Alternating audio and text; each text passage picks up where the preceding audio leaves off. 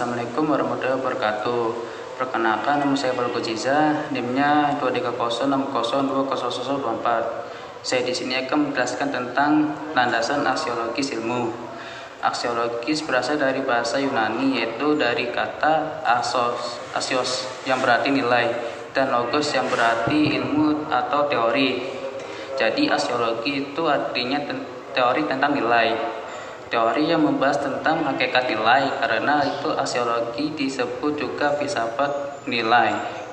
Persoalan tentang nilai apabila dibahas secara filsafat, maka akan lebih memperhatikan persoalan tentang sumber nilai. Hakikat ilmu dipandang dari sudut aksiologi adalah cara penggunaan atau pemanfaatan pengetahuan ilmiah asas dalam keilmuan tersebut digunakan atau dimanfaatkan untuk kemaslahatan umat manusia.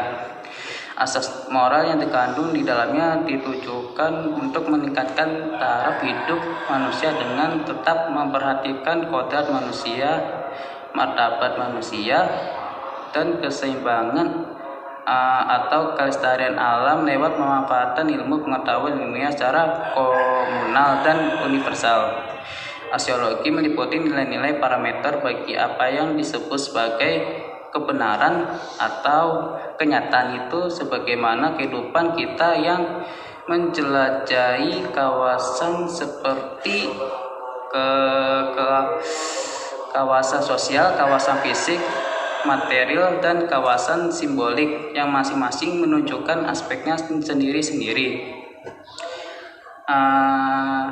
Aksiologi disamakan dengan value dan valuation. Ada 3 bentuk value dan valuation, yaitu pertama nilai digunakan sebagai kata benda abstrak, yang kedua nilai sebagai kata benda konkret, dan yang ketiga itu nilai juga digunakan sebagai kata kerja dalam ekspresi menilai, memberi nilai dan dinilai. Teori nilai membahas 2 masalah, yaitu masalah etika dan estetika. Etika berasal dari bahasa Yunani, yaitu dari kata ethos yang berarti adat kebiasaan.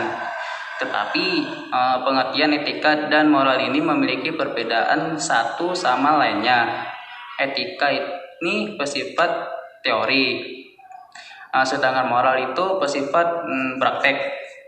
Etika mempersoalkan bagaimana semestinya manusia bertindak, sedangkan moral itu mempersoalkan bagaimana semestinya tindakan manusia itu. Etika hanya mempertimbangkan tentang baik dan buruk suatu hal dan harus berlaku umum. Terus dalam perkembangan sejarah etika ada 4 teori etika sebagai sistem filsafat moral, yaitu pertama hedonisme, kalau hedonisme, terus eudemonisme dan utilitarisme dan deontologi. Kalau hedonisme itu adalah pandangan moral yang menyamakan baik menurut pandangan moral dengan kesenangan. Eudemonisme menegaskan setiap kegiatan manusia mengejarkan tujuan, dan adapun tujuan dari manusia itu sendiri adalah kebahagiaan. Utilitarisme itu adalah yang berpendapat bahwa tujuan hukum itu adalah memajukan kepentingan para warga negara dan bukan memaksakan perintah-perintah ilahi atau melindungi apa yang disebut hak kodrati. Dan deontologi itu adalah pandangan etika normatif yang menilai moralitas suatu tindakan berdasarkan kepatuhan pada peraturan.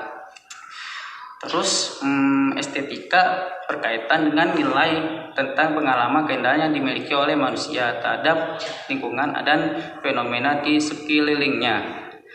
Estetika membahas tentang indah atau tindaknya sesuatu tipe nilai dapat dibedakan antara lain intrinsik dan nilai instrumental. Nilai intrinsik itu adalah nilai akhir yang menjadi tujuan, sedangkan nilai instrumental itu merupakan alat untuk mencapai nilai intrinsik.